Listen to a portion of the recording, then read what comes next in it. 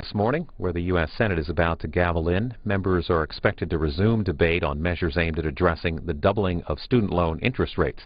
Lawmakers reached an agreement last night on a proposal, and we could see a final vote sometime next week. Part of the agreement would include interest rates on new federal student loans being based on the market. And now live to the Senate floor here on C-SPAN 2.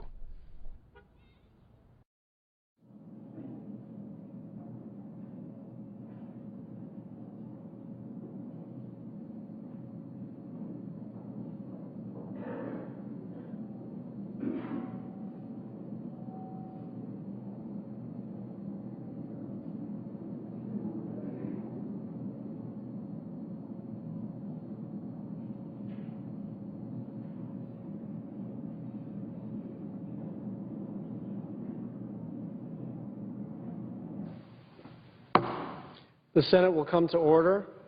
Today's opening prayer will be offered by guest chaplain, Pastor Chris Holtzmeyer from Northwoods Baptist Church, Newburgh, Indiana.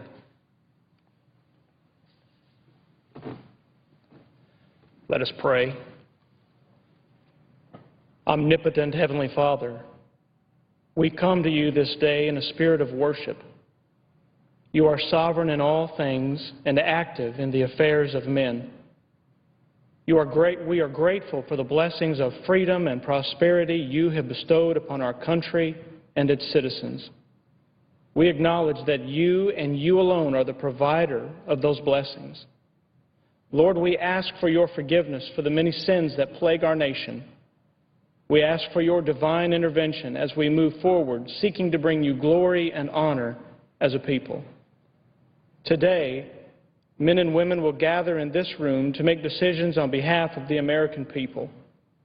All of them have left family, friends, and occupations to serve a greater cause. Will you bless them, Lord? Will you shower them with your favor? Help them to be unified, seeking your will first and making your motives their own. May the decisions they reach today serve our people well, but most importantly, may they be pleasing unto you. In the name of Jesus Christ our Lord we pray. Amen. Please join me in reciting the Pledge of Allegiance to the flag. I pledge allegiance to the flag of the United States of America and to the republic for which it stands, one nation, under God, indivisible, with liberty and justice for all.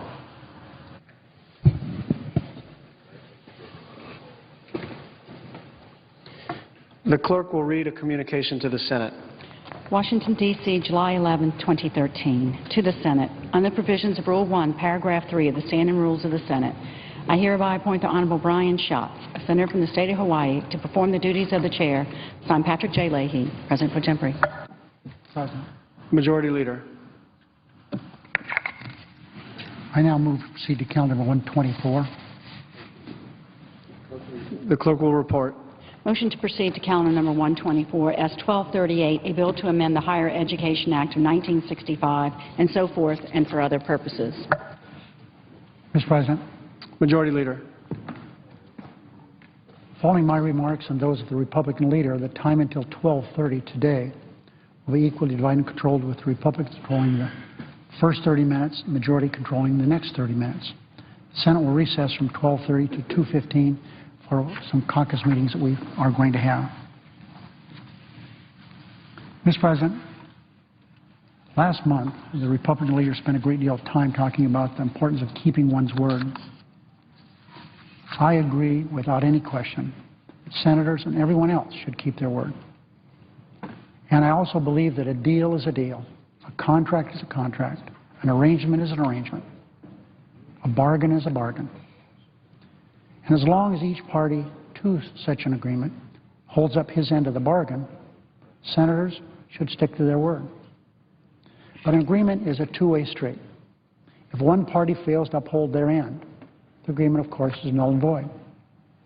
The Republican leader wants everyone to believe, and he's made many statements here on the floor that I have not responded to, that I've broken my word. But he neglects to recall his own commitments in his own words. Remember, an agreement is a two-way street. So let's take a closer look at what the Republican leader committed to do. Let's look at the agreement we entered into together on the floor of this body, the United States Senate. In a colloquy at the beginning of this Congress, January of this year, January 24th, I committed not to amend the standing rules of the Senate except through regular order. During that colloquy, Senator McConnell also made a commitment. Senator McConnell committed to end a constant Republican obstruction and return the Senate to a time when nominations were processed more efficiently. This is what he said, and this is a quote. On the subject of nominations, Senate Republicans will continue to work with the majority to process nominations, consistent with the norms and traditions of the Senate. Closed quote. And I replied here on the floor, the two leaders will continue to work together to schedule votes on nominees in a timely manner by unanimous consent, except in extraordinary circumstances. Remember, Mr. President, an agreement is an agreement. A contract is a contract. A bargain is a bargain. The Republican leader also pledged, and I quote, this Congress should be more bipartisan than the last Congress. He promised to, I quote, work with the majority to process nominations. He committed that, quote, the two leaders will continue to work together to schedule votes on nominees in a timely manner by unanimous consent, except in extraordinary circumstances, close quote. Those were his words. Those were his commitments. Those were his promises. By any objective standard, they've been broken. Let's take a look at the record, part of the record at least. Exactly 3 weeks after Senator McConnell committed to process nominees consistent with the norms and traditions of the Senate, I repeat, consistent with the norms and traditions of the Senate, he led Republicans in an unprecedented filibuster of the Secretary of Defense, a highly qualified nominee, somebody that we served with here in this body. So nothing could be a starker violation of a commitment to return to the norms and traditions of the Senate than launching the first ever in the history of our republic a filibuster of Secretary of Defense. What's more, Republicans obstructed the nominee because of completely unrelated issues, and despite the fact that the nominee, Chuck Hagel, was a war hero from the Vietnam conflict and a former Republican senator from Nebraska. Republicans were busy catering to the Tea Party by trying to inflate the Benghazi non-scandal, which is completely unrelated to Secretary Hagel. He wasn't there. Secretary Hagel's nomination was pending in the Senate for 34 days, a record for the Secretary of Defense. Average time is about 10 days. Confirmation of cabinet secretaries used to be free from obstruction. Once in a while there would be something, but not very often, Mr. President. But under President Obama, cabinet nominees have faced unprecedented obstruction and significant delays in assuming their positions. Not a single cabinet nominee was filibustered in President Carter's administration. Not a single cabinet secretary nominee was filibustered in President George H.W. Bush's administration. One cabinet secretary was filibustered in the Reagan administration. And only one cabinet secretary was filibustered in President George W. Bush's administration. But already, in the Obama administration, 4 cabinet secretaries have been filibustered, and more filibusters are likely. Remember, Mr. President, he still has 3.5 years to go on his term of office. Yet the Republican leader says there's no problem here. Status quo is fine. Republicans were willing to risk national security for the sake of Tea Party politics when considering the Hagel nomination. And they're willing to risk it again when considering the nomination of John Brennan to lead the CIA, the Central Intelligence Agency. Now we have the Secretary of Defense, we have the CIA Director. They filibustered the nomination of a man charged with leading one of the nation's most vital national security agencies. Yet the Republican leader says there's no problem here. Status quo is fine. In fact, Republican obstruction has affected nearly every single one of President Obama's nominees. This obstruction has continued at every level and through creative new methods. Even before President Obama's nominations reached the Senate floor, Senate Republicans bogged them down with unreasonable demands, terribly time-consuming. And they're designed to be, if not unattainable, really hard and difficult. Tom Perez. This is a man who worked as a garbage man to put himself through school. He hauled garbage. He's the President's nominee for Secretary of Labor. He received, after the public hearing, more than 200 questions, for the record. These are not easy questions. They're not single-line questions. Jack Lew, the President's nominee for Secretary of Treasury, was asked more than 700 questions before he was confirmed. Previously, Secretaries of Treasury were just whipped through here with just a handful of questions. Now, Jack Lew's being held up again for another position he wants, International Monetary Fund. Here is the Secretary of Treasury of our nation, Gina McCarthy, after a full hearing, which took quite a while to get arranged because the chairman of the committee wanted to make sure that the ranking member was satisfied with the time and witnesses and all that.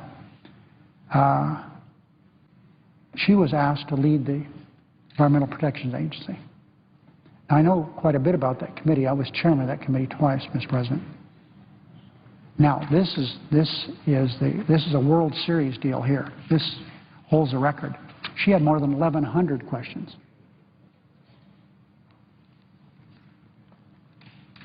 It used to be common for nominees to be asked a handful of questions writing after the hearing took place. My colleague, minority, wants to claim credit for letting some nominees proceed. But the fact that he seeks credit for approving some nominees only highlights the extent of the problem. Confirming nominees should be the norm, not the exception. Remember the agreement he and I worked at and we talked about here on the floor? The President deserves to have his or her term in place. Now, Mr. President, I don't care who's, I don't really care, but it doesn't matter who's elected, whether it's Jeb Bush or Hillary Clinton or Joe Biden. That person shouldn't have to go through what we've gone through the last 4.5 years. One look at the Senate's executive calendar shows that fundamentally nothing has changed since Senator McConnell and I entered into our supposed agreement. There are currently 15 executive branch nominees ready to be confirmed by the Senate after long stalling in many different ways. They've been waiting more than 260 days. Mr. President, add it up, that's about 9 months for confirmation. At this point, President Bush's second term, the Senate confirmed 3 times as many executives as for President Obama. By the 4th of July, President Clinton's second term, the Senate confirmed 80 of his executive nominees. By the 4th of July of President Bush's second term, the Senate confirmed 118. By the 4th of July of this year, President Obama, 34. Now remember, he's got 3.5 years left. Through June of this year, I've been forced to file cloture on 25 Obama executive nominees. 25.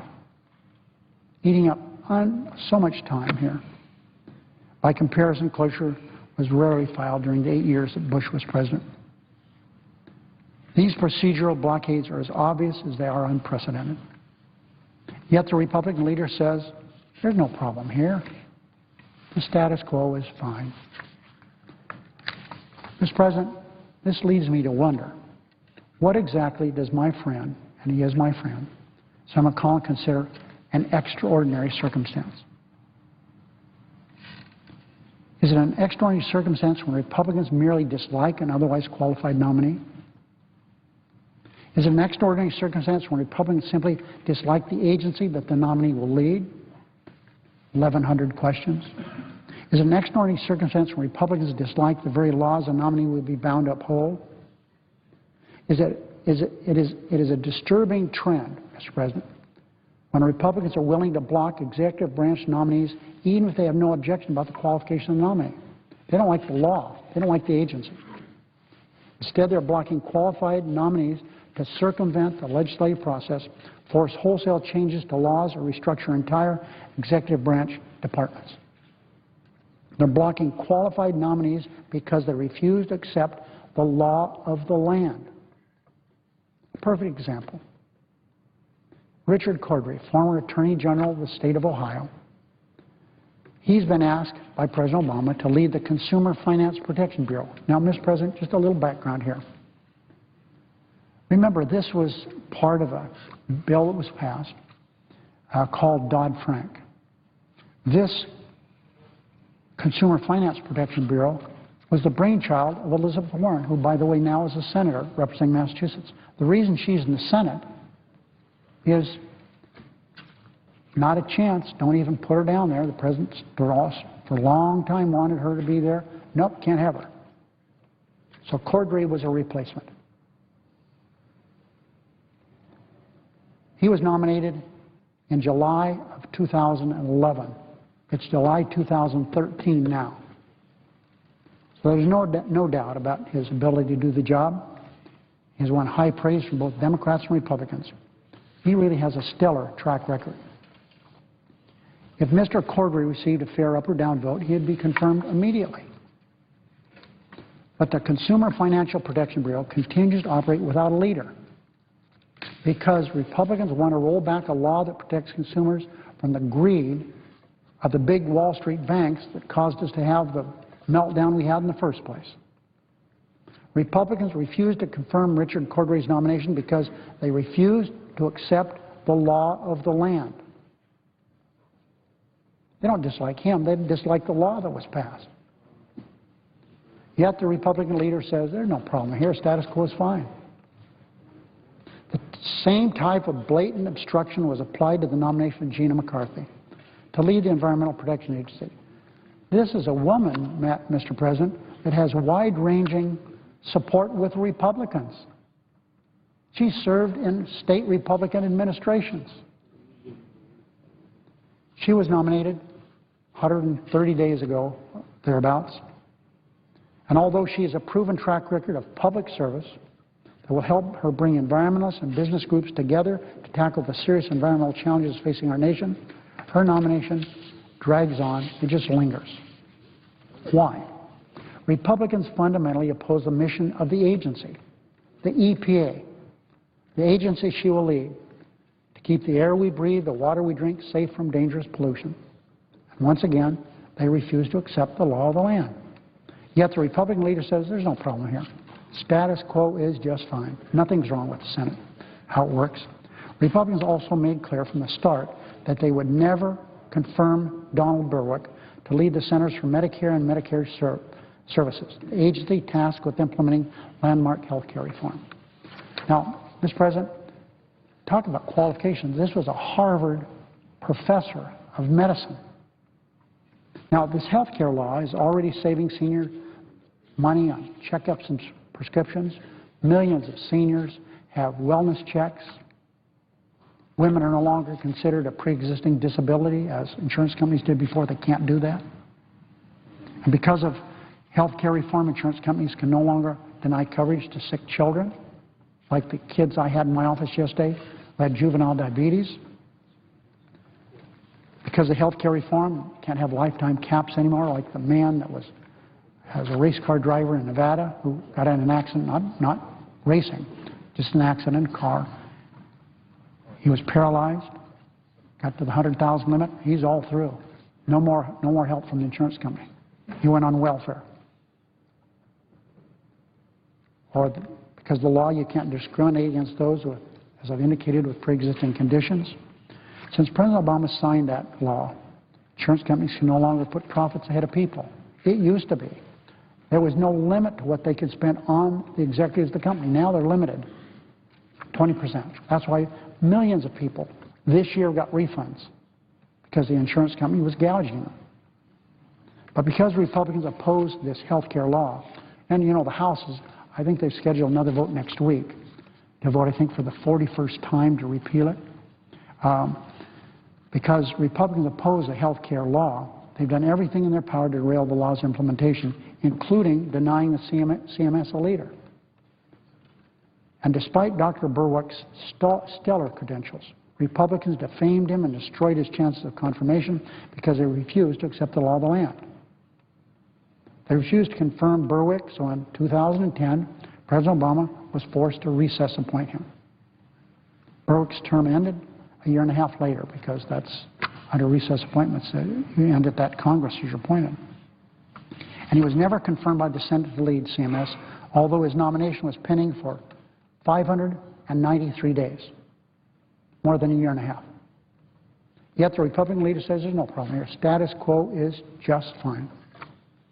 The same type of politically motivated obstruction has hobbled the National Labor Relations Board.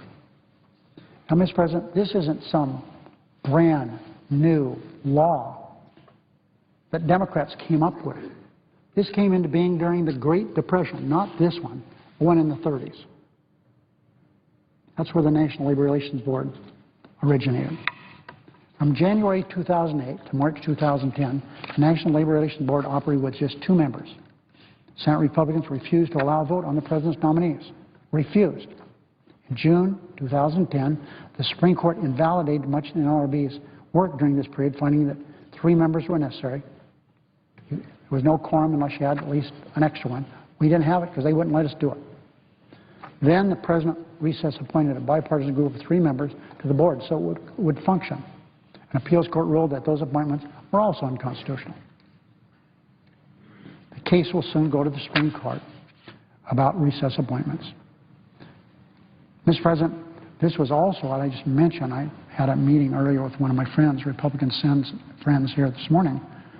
One of my friends, Republican friends, met in my office. And I reminded everyone when this issue came up in the past,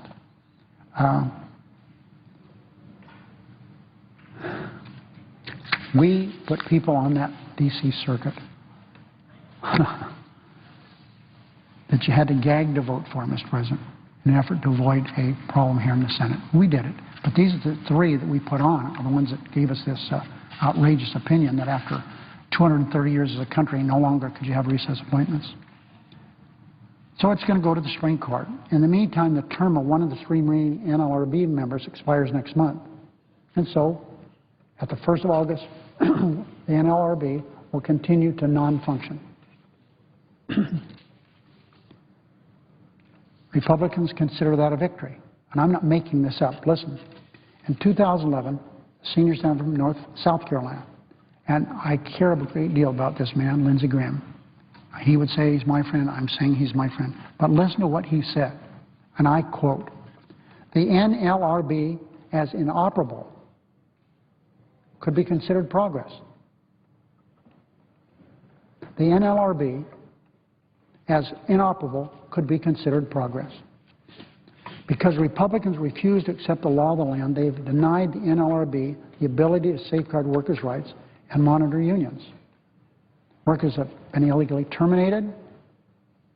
They have no way to appeal. The results of contested union elections, doesn't matter, nobody there to look it over. Labor abuse and unfair employment practices simply go unchallenged. Yet the Republican leader says there's no problem here. The status quo is just fine. The Constitution gives the President, whoever that President might be, the right, the power to choose his team. It grants the Senate the right to advise and consent on those choices. But consistent and unprecedented obstruction by this Republican caucus has turned advise and consent into deny and obstruct. Republican obstruction has denied President Obama the ability to choose his team. Whether you're a Democrat, a Republican, or an independent, we should all be able to agree that presidents deserve the team members they want. And their nominees should be subject to simple up or down votes. No president, excuse me, no president can safeguard America's national and economic security to the best of his or her ability without their chosen team in place. So, Mr. President, let's see if we can come up with an example. Davy Johnson is a manager of the National Mets, his team that we're so happy to have here in Washington. He's here as manager of that team to field a winning team. He was a starting second baseman for the Baltimore Orioles when they won 4 American League pennants, 2 World Series championships. He's managed 5 different baseball teams. He's two-time Manager of the Year, led the Mets to the 1986 World Series as a manager. And last year he took the Nationals to franchise's first division title since 1981. Now, Mr. President, Major League Baseball season begins about April 1st. Now imagine the front office, Major League Baseball, calling up Davey Johnson around the 1st of April and said, Davey, I know that first baseman, you just signed him a week or so ago, Adam LaRoche, is really a good first baseman. He's swell. Golden Glover, classic power hitter. But I'm sorry to tell you that you can't play him until maybe the middle of June. And then Davey Johnson's called again by the same man and says, that third baseman, Ryan Zimmerman, I know you like him. He's a man who won the Silver Slugger Award. He's been a Golden Glover, All-Star. But I'll tell you what, you can play him as soon as the All-Star break's over. Mr. President, what would happen to that team? They would go on, they would perform just like President Obama's done, but they don't play to their ability. And that's ridiculous that that's where we are. But that's exactly what Republicans are saying to President Obama. You can't have your team until we tell you everything is just fine. It's going to take a long time for us to tell you that. The gridlock Republicans have created is not only bad for President Obama and bad for the Senate, it's bad for this country. Now, Mr. President, we can have people come here and give you all the statistics in the world. Is there anybody out there in America that thinks this body is functioning well?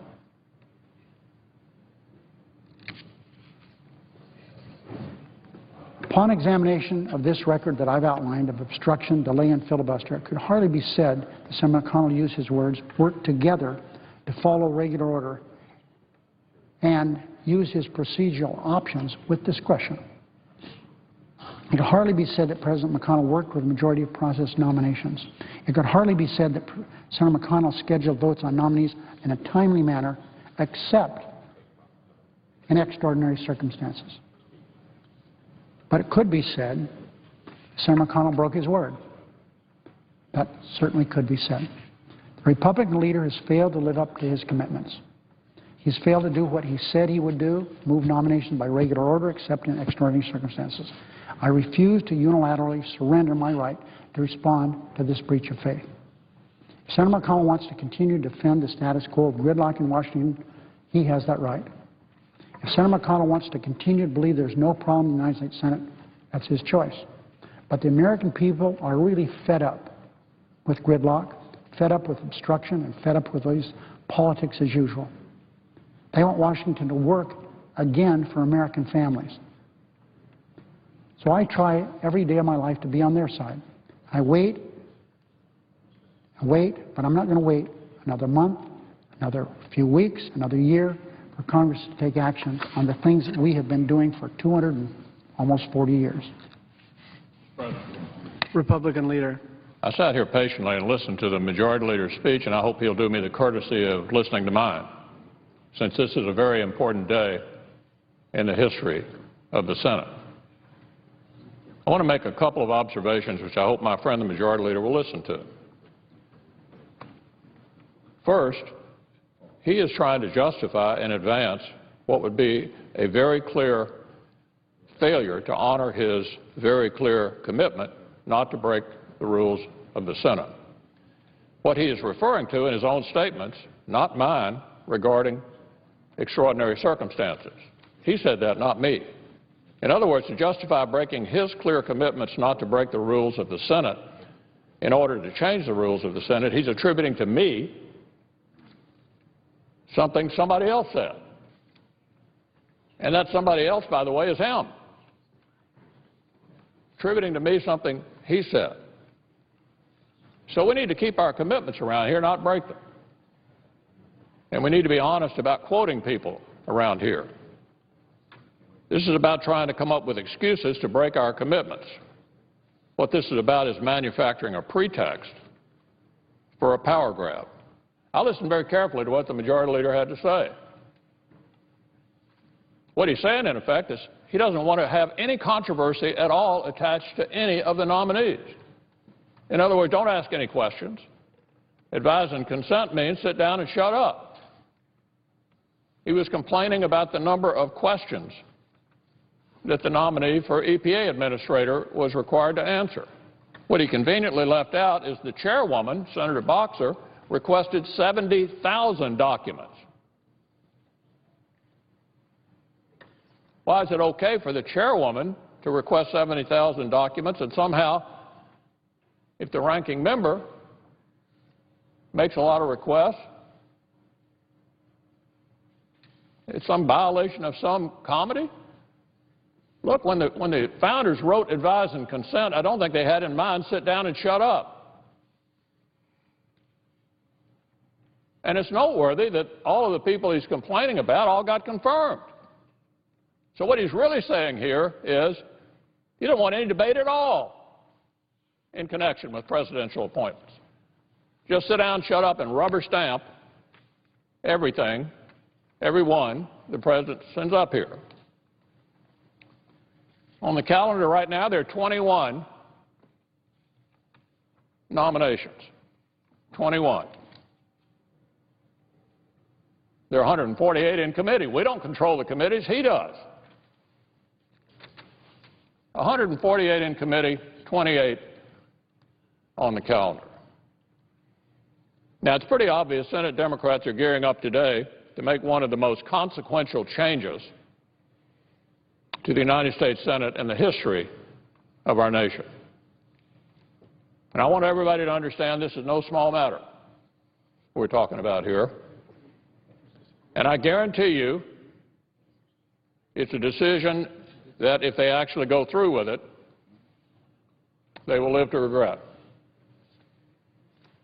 It's an open secret at this point that Big Labor and others on the left are putting a lot of pressure on the majority leader to change the rules of the Senate and to do so, as he promised not to do, by breaking the rules of the Senate. That would violate every protection of minority rights that have defined the United States Senate for as long as anyone can remember. Let me assure you, this Pandora's box, once opened, will be utilized again and again by future majorities. And will make the meaningful consensus building that has served our nation so well a relic of the past. Now, the short-term issue that's triggered this dangerous and far-reaching proposal is simple enough. The hard left is so convinced that every one of the president's nominees should just sail through the confirmation process that they're willing to do permanent, irreversible damage to this institution in order to get their way. And it appears as if they've convinced the majority leader to do their bidding and hijack the Senate. They're not interested in checks and balances. They're not interested in advise and consent. They're not even interested in what this would mean down the road when Republicans are the ones making the nominations. They want the power, and they want it now. They don't care about the consequences. The ends justify the means ethos has been resisted by basically every Senate leader in the past. And it's a clear and unequivocal violation of the public assurances that the current majority leader made to the entire Senate, his constituents, and to the American people just a few months ago. What's worse, Mr. President, is we got to this point on the basis of an absolute fairy tale. A fairy tale. Obviously, the left needed an excuse to justify such an unprecedented power grab, so they simply made up a story about Republicans blocking the president's nominees. Now, the majority leader is entitled to his opinion, but he's not entitled to his facts. The facts are the facts. So here's the real story. Almost nothing about this tale so often repeated around here holds up to scrutiny. The facts are that this president took office. The Senate has confirmed 1,560 people. The Senate has confirmed every single one of the cabinet nominees that's been brought up for a vote, every single one. The president has gotten nearly 3 times as many judges confirmed at this point as President Bush in his presidency. Here's the point. What this whole so-called crisis boils down to are 3 nominees that the president unlawfully appointed as confirmed by the courts. The federal court has held the 3 nominees were unlawfully appointed. 2 of the 3 are direct parties to the litigation, and the 3rd one was appointed at exactly the same moment in the exact same way.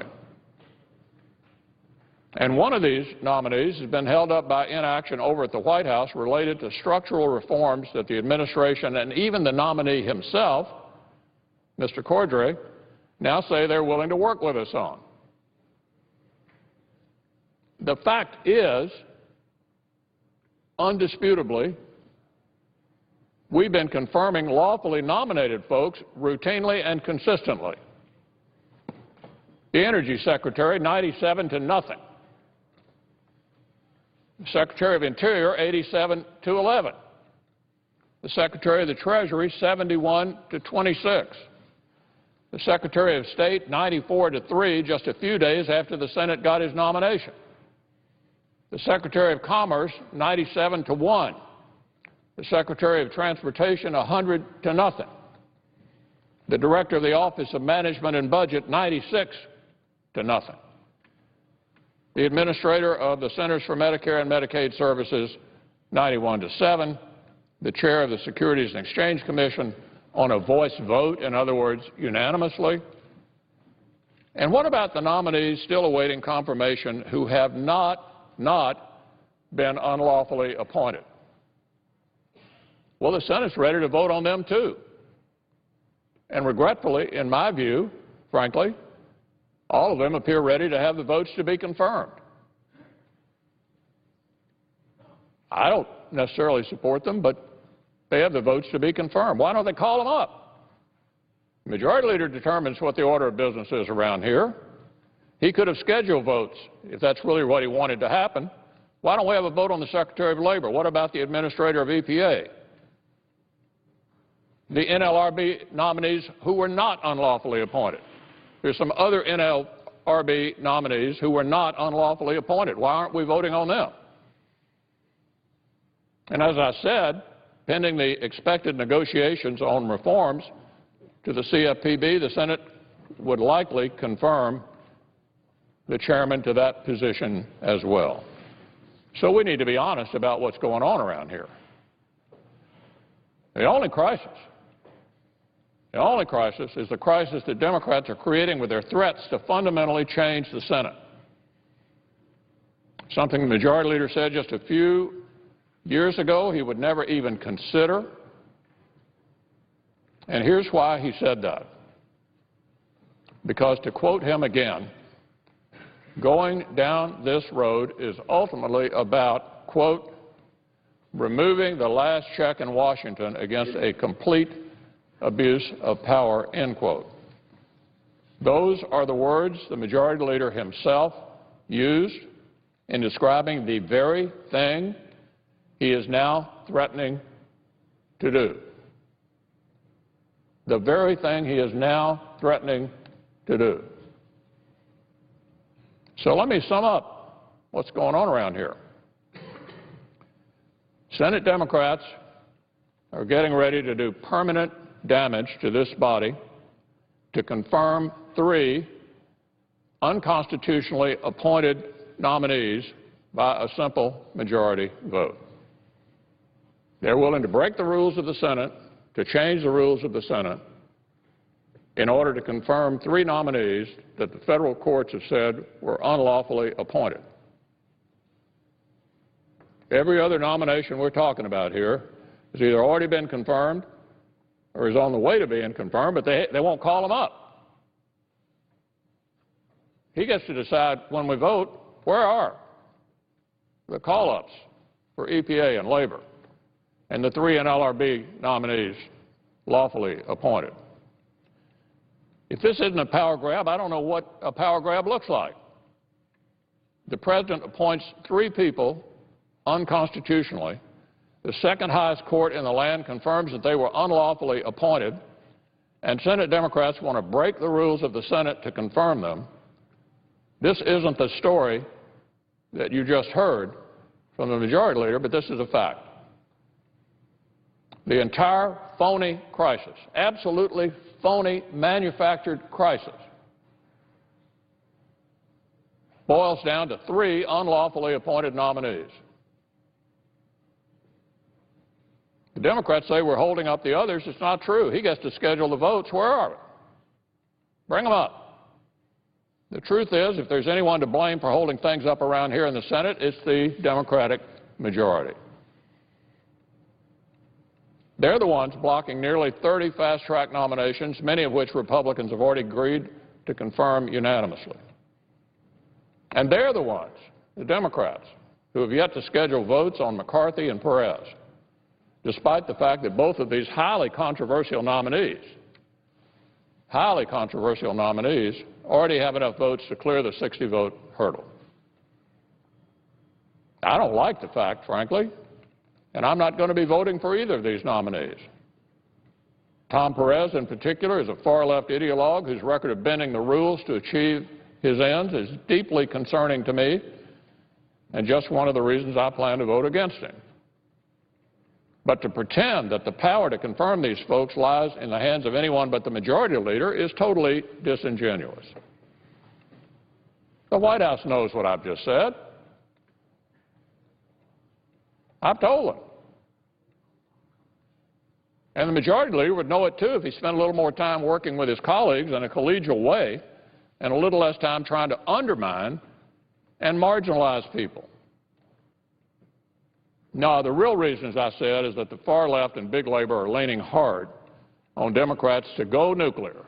Go nuclear. They love the sound. And the Majority Leader is about to sacrifice his reputation and this institution to go along with it. Because what they really want is for the Senate to ratify the President's unconstitutional decision to illegally appoint nominees to the NLRB and the CFPB without the input of the Senate. Now, they know they can't get that done under current rules.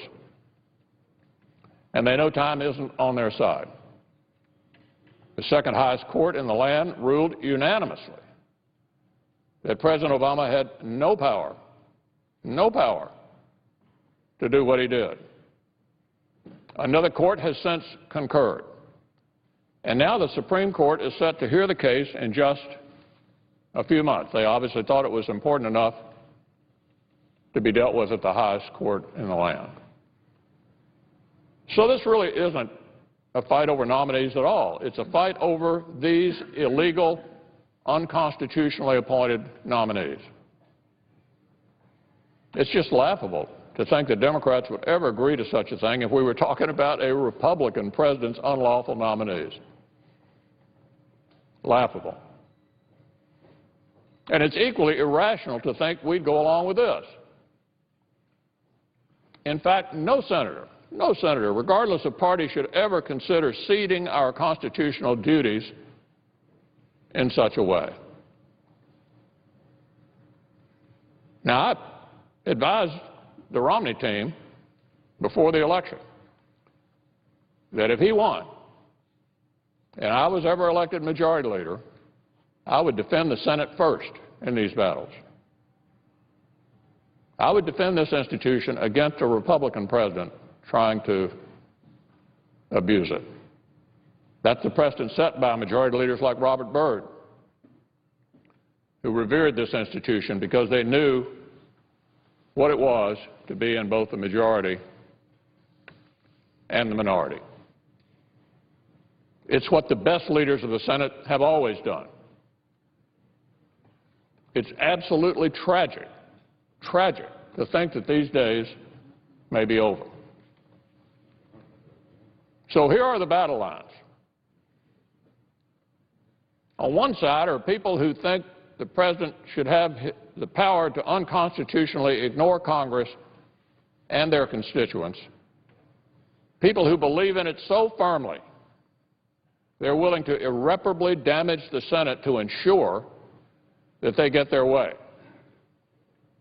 They're willing to do something the Majority Leader himself said would contribute to the ruination of the country. I'm not making up his quotes. That's what he said. On the other side are the folks in my conference, and even some Democrats with the courage to speak up against this power grab.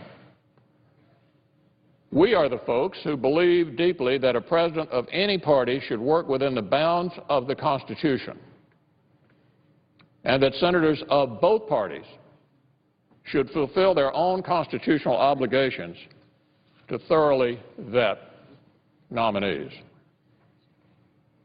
But we also believe in giving those nominees a fair hearing. And if you look at the facts, you'll see we've already been doing just that. As Senator Alexander noted, no Majority Leader wants written on his tombstone that he presided over the end of the Senate. Well, if this Majority Leader caves to the fringes and lets this happen, I'm afraid that's exactly what they'll write. Because in his own words on the Senate, the Majority Leader's own words, breaking the rules to change the rules is un-American. His words, not mine. I just hope the Majority Leader thinks about his legacy, the future of his party, and most importantly, the future of our country before he acts. Mr. President, I yield the floor. Mr. President. Majority Leader. I assume the words, "I agree," are words that mean something. We had a colloquy on the floor, and at that time he said he wouldn't do anything in extraordinary circumstances. I said that, and he said, "I agree." So, Mr. President, let me talk about a few other things. Here is what Senator Mitch McConnell of Kentucky said a few years ago. Direct quote. "The Senate has repeatedly adjusted its rules as circumstances dictate. The first Senate adopted its rules by majority vote, which specifically provided a means to end debate instantly by simple majority vote. This was the first Senate at the beginning of our country. That was Senate Rule 8, the ability to move the previous question and end debate. This is not the first time a minority of senators has upset a Senate tradition or practice, and the current Senate majority intends to do what the majority of the Senate has often done, use its constitutional authority under Article 1, Section 5, to reform Senate procedure by simple majority vote." That is what Senator McConnell said. Now, Mr. President, the interesting thing here is my friend talks as if, gee, this has never been done before. But the fact is, it's been done many, many times.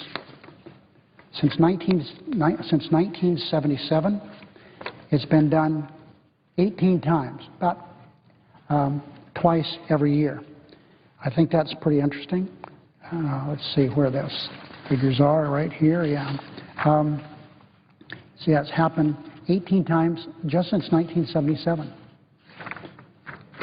December 12th, 79, November 9th, 79, March 5th, 80, June 11th, 80, June 10th, 80, another time in 80, 86, 85, 87, 95, 96, 96, 99, 2000, 2011. Rules have been changed. Overruling precedents, as my friend Senator McConnell said, with a majority vote. Mr. President, also it's important to note that, without getting into a lot of legal jargon, after the Constitution gives the nomination power to the President, the Constitution does not provide for a supermajority for the Senate, provided its advice and consent. The drafters of the Constitution knew how to provide for supermajorities when they wanted to. The very same clause in the Constitution that gives the President the power, appointment power, the clause from which I just quoted, also provides for consideration of treaties. That's 2/3, same paragraph. Legislation and other things, simple majority. Mr. President, my friend, the Republican leader, has made my point. He talks about all the votes, 97-0, 100-0, 98-0. That's the whole point. It takes months and months and years sometimes to get to where we can vote. They stall everything they can, and they've done that. That's the whole point, because it was supposed to only be under extraordinary circumstances. And I went through some detail explaining, is this an extraordinary circumstance? Of course not. Now, Mr. President, he talks about Richard Cordray. We just want a little tweak in the law. Here's the tweak in the law they want. Dodd-Frank knew that we would have trouble with the appropriations process because the Republicans now don't let us do much appropriating at all.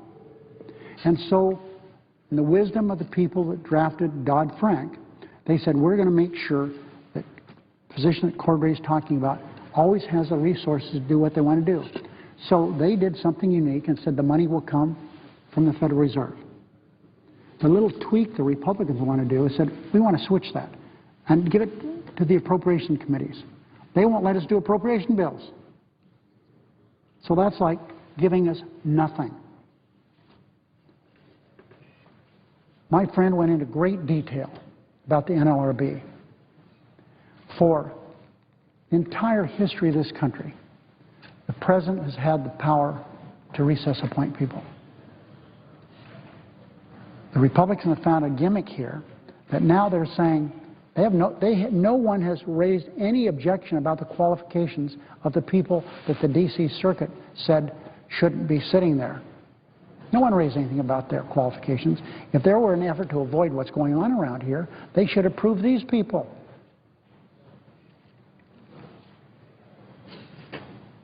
The other Alice in Wonderland statement made by my friend is, the majority leader can set votes whenever he wants. Oh, don't I wish. Stall, obstruct is what we have around here. It's very hard to schedule votes. And we wait, as has been indicated by me a few minutes ago, we wait and we wait and we wait. And finally we get a vote. After months, and I indicated sometimes years, then it's a big, overwhelmingly positive vote. Yes, because there's nothing wrong with the person to begin with. So what I've said early on, Mr. President, he makes my case.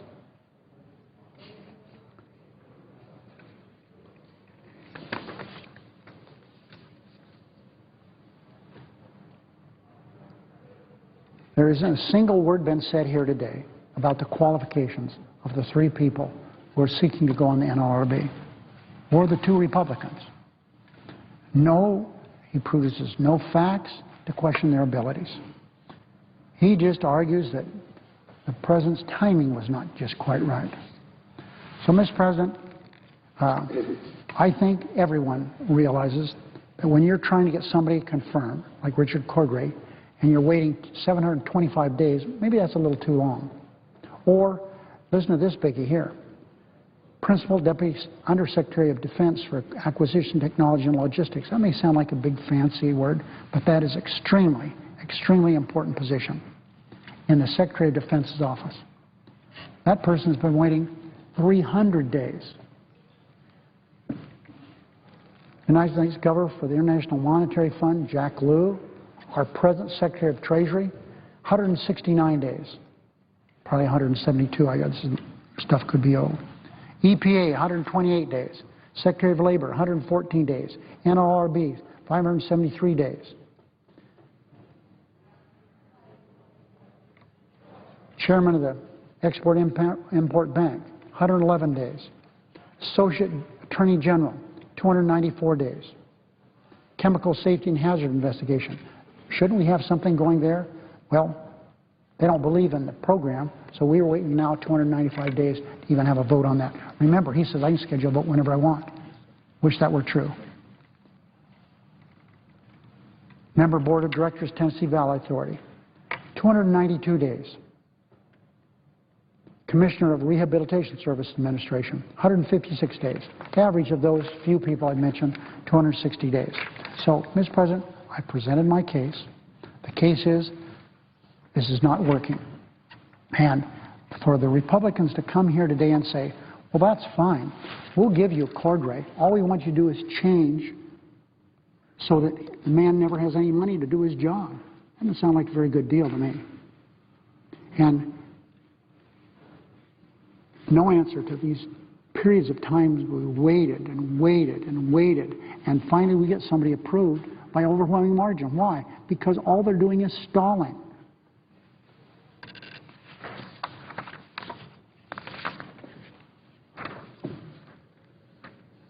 So, Mr. President, I used to do a little work in the courts. Had a jury. Appealed to a jury to make a decision. The jury I'm appealing to right now are the American people.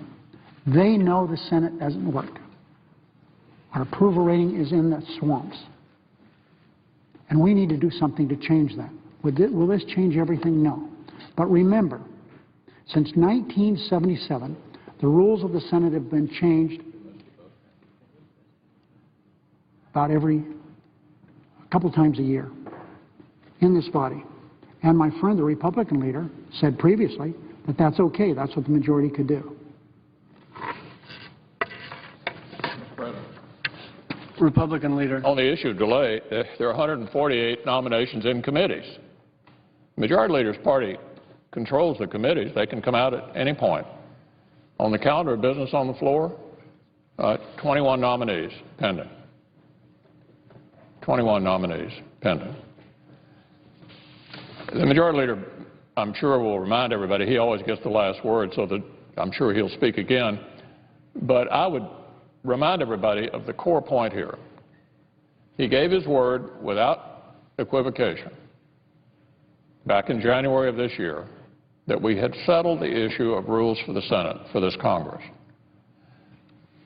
That was in the wake of a bipartisan agreement to pass 2 rules changes and to pass 2 standing orders.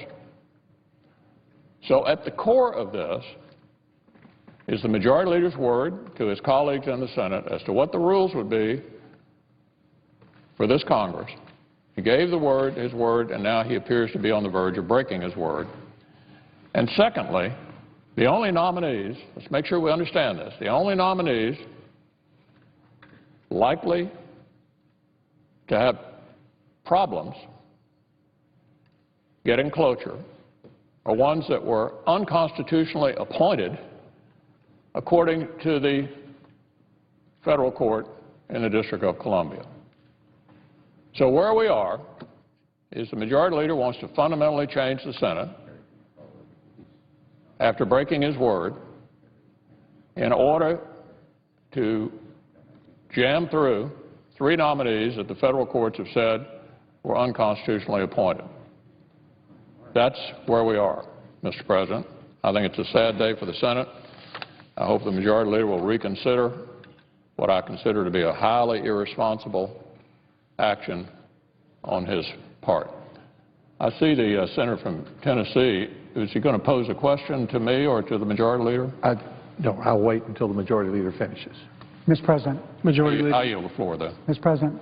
Majority Leader. My friend, the Republican leader, continues to ignore his words